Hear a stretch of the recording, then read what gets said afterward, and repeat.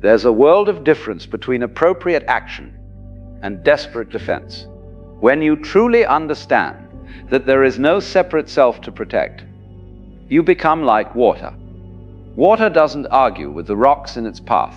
It doesn't build walls against the wind. It simply flows around, over, and through whatever it encounters. And in doing so, it eventually shapes everything it touches. Consider the pathos. Every time you defend yourself, you are actually confirming that there is something to defend. You are reinforcing the illusion of separation, the belief that you are a fragile ego that can be damaged by words, by opinions, by the thoughts of others. But what if you simply didn't take the bait?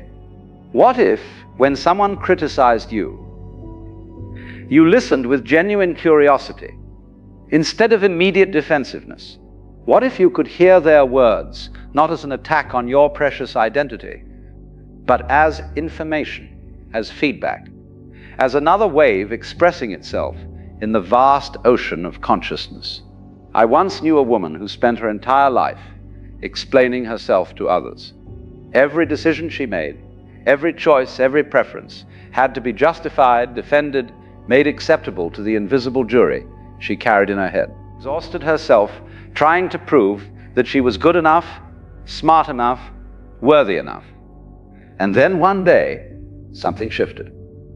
She realized that she had been putting herself on trial for crimes that existed only in her imagination. How exhausted self. She had been defending herself against accusations that no one was actually making. The moment she stopped defending, something extraordinary happened. People stopped attacking, not because they had changed, but because there was suddenly nothing to attack. As she had become like the sky, vast and open, untroubled by the weather that moved through it. You see, most of what we call attack is actually just other people expressing their own confusion, their own fear, their own desperate need to be right about something in a world that often makes no sense at all. When someone criticizes you, they're usually telling you more about themselves than they are about you. The man who calls you lazy is often terrified of his own capacity for stillness. The woman who accuses you of being selfish is usually struggling with guilt about her own needs. The person who attacks your choices is frequently questioning their own. But when you take these projections personally, when you defend against them, you become entangled in their confusion. You enter into a dance of mutual delusion, where both of you forget that you are playing roles in a cosmic drama. What would happen if you simply stepped out of that dance? What if you refused to play the game of attack and defense? This doesn't mean becoming indifferent or cold. It means recognizing that true strength comes not from building walls, but from having no walls to maintain. True security comes not from defending a position, but from having no fixed position to defend. Think about this paradox. The more desperately you try to protect your image, your reputation, your sense of self, the more fragile and vulnerable you become. You're like someone trying to carry water in a basket. The harder you try to hold it, the more it slips through your fingers. But when you stop grasping, when you stop trying to control how others see you, you discover something remarkable. You are already complete. You are always complete. The approval you are seeking, the validation you are chasing, the respect you are demanding, none of it could add anything to what you already are. There's an old story about a master who was falsely accused of fathering a child in the village. The townspeople came to him with their outrage, their condemnation, their demands for explanation. The master simply said, "Is that so?" and took the child to raise as his own. Years later, the real father was discovered, and the same townspeople came back with their apologies, their praise for his patience, their admiration for his character. And again the master simply said, "Is that so?" and returned the child to its true parents. Do you see what he was doing? He wasn't defending himself when attacked, and he wasn't puffing himself up when praised. Not because you don't care, but because you know that what you truly are cannot be touched by words, by opinions, by the temporary storms that blow through human consciousness. But here's where it gets really interesting. When you stop defending yourself, you also stop attacking others, because you realize that there is no other to attack. The person who annoys you, who challenges you, who seems to oppose you, is simply another wave in the same ocean, another expression of the same underlying reality. The mystics have always known this. They speak of the fundamental unity that underlies all apparent diversity. They see through the game of separation the illusion of isolated egos battling each other for supremacy.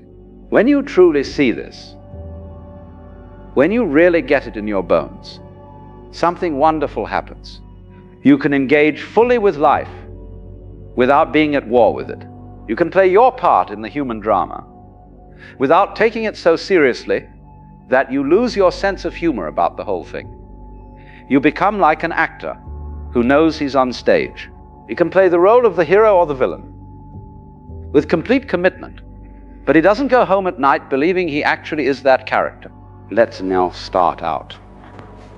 He knows it's a performance, a dance, a game of consciousness exploring itself through countless forms. Now you might ask, but what about justice? What about standing up for what's right? If I never defend myself, won't people walk all over me? Won't evil triumph? Now, these are good questions, and they point to an important distinction. There's a difference between personal defense and appropriate response. There's a difference between protecting an ego and protecting what genuinely needs protection. When you stop defending yourself, you don't become passive, you become responsive. You respond to situations from clarity rather than reactivity, from wisdom rather than wounded pride. If someone is spreading lies about you, you might choose to correct the record, not because your precious reputation is under threat, but because truth serves the whole situation better than falsehood.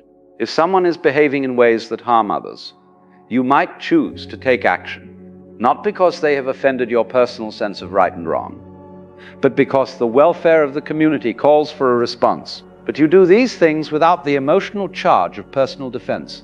You extrom the place of seeing what the situation needs, rather than what your ego demands. This is the difference between being a warrior and being a reactor.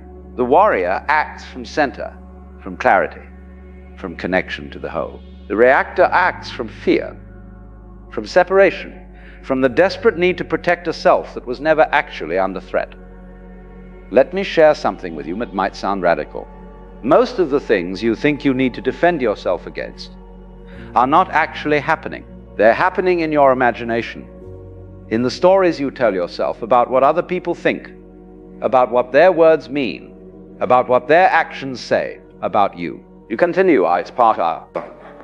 You create an entire drama in your head where you are the victim and they are the villain, and then you exhaust yourself defending against this imaginary attack. Meanwhile, the other person might not even be thinking about you at all.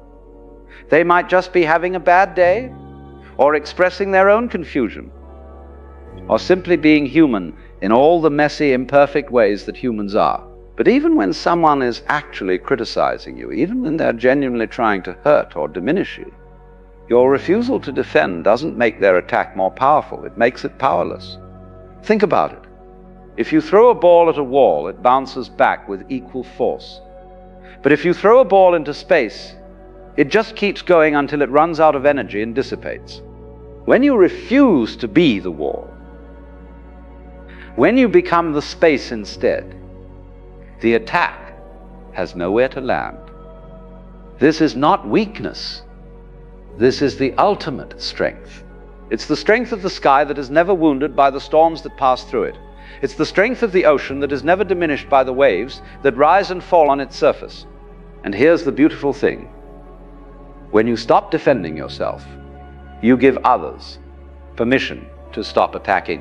When you refuse to play the game of combat, you create space for genuine communication, for real understanding, for the kind of connection that's impossible when everyone is busy protecting their positions.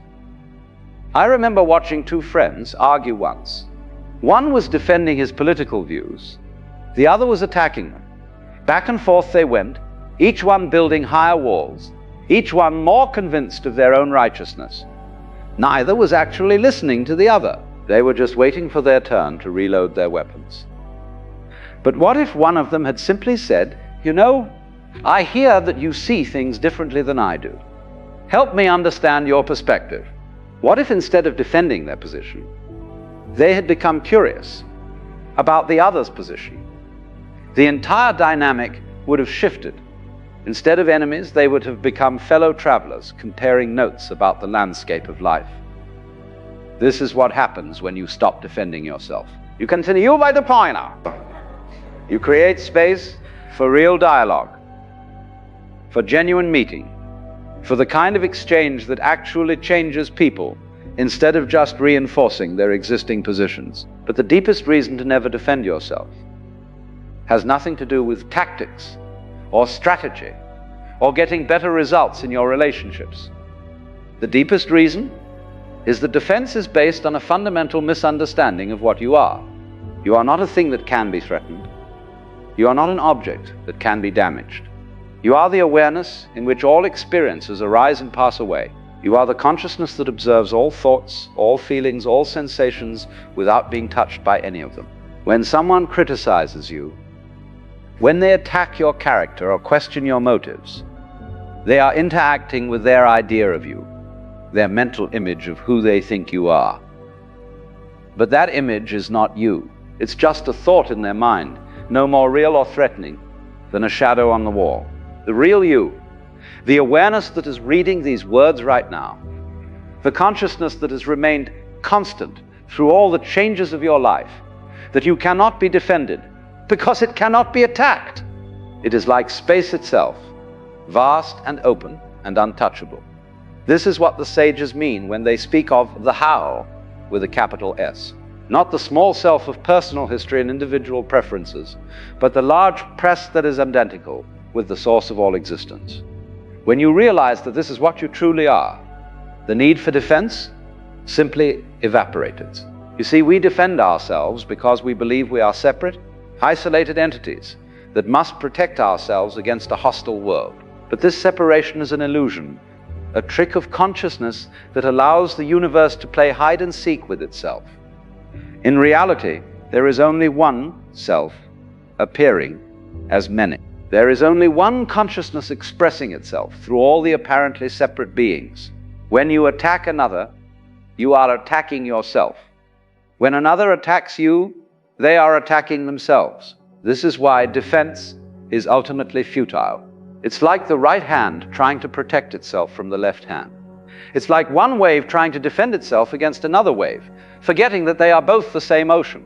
When this understanding dawns, when you really see that there is no other, that everything and everyone is a disguise worn by the one self, then defense becomes not only unnecessary but impossible. How can you defend against yourself? How can you protect the ocean from the ocean? And so we come to the paradox that lies at the heart of spiritual wisdom. The way to be truly invulnerable is to have nothing to protect. The way to be truly strong is to offer no resistance. The way to be truly free is to defend nothing. And life, this doesn't make you a pushover. It makes you like water, which is the softest thing in the world, yet can wear away the hardest stone. It makes you like space, which offers no resistance to anything, yet is never damaged by anything. When you live this way, when you move through the world without the constant need to defend and justify and explain yourself, people notice something different about you. There's a quality of ease, of freedom, of unshakable peace that draws them like flowers turning toward the sun. You become a sanctuary for others, a place where they can lay down their own weapons, their own defenses, their own exhausting need to prove themselves. This is the gift you give to the world when you stop defending yourself. You demonstrate that it's possible to live without armor, to walk through life with an open heart, to be fully human without being constantly at war with other humans. And in the end, this is what we all long for, isn't it? To be accepted, to be seen, to be loved. Not for our achievements or our arguments, but for what we are beneath. all the roles and masks and protective layers. When you stop defending yourself, you give yourself this gift. You stop requiring others to validate you. Before you can be at peace with yourself, you stop making your happiness dependent on winning arguments or changing minds or getting approval. You discover that you are already what you were seeking. You are already acceptable, already worthy, already complete. Not because of anything you've done or achieved, but because of what you are at the deepest level of your being. And from this place of completeness, from this recognition of your true nature, you can engage with life fully and freely. You can speak your truth without needing others to accept it. You can act according to your values without needing others to approve. You can be yourself without needing others to understand. Now, this is the ultimate freedom, not the freedom to do whatever you want, but the freedom to be what you are without apology, without defense, without the constant anxiety of whether you're measuring up to some imaginary standard. So the next time someone criticizes you, the next time you feel that familiar urge to defend and explain and justify, remember this: you are not what they think of you. You are not even what you think of you. You are the vast awareness in which all these thoughts and opinions arise and pass away like clouds in an endless sky. Rest in that awareness. Be that sky. Let the weather of human drama move through you without being disturbed by it. And discover for yourself the profound peace that comes when there is nothing left to defend.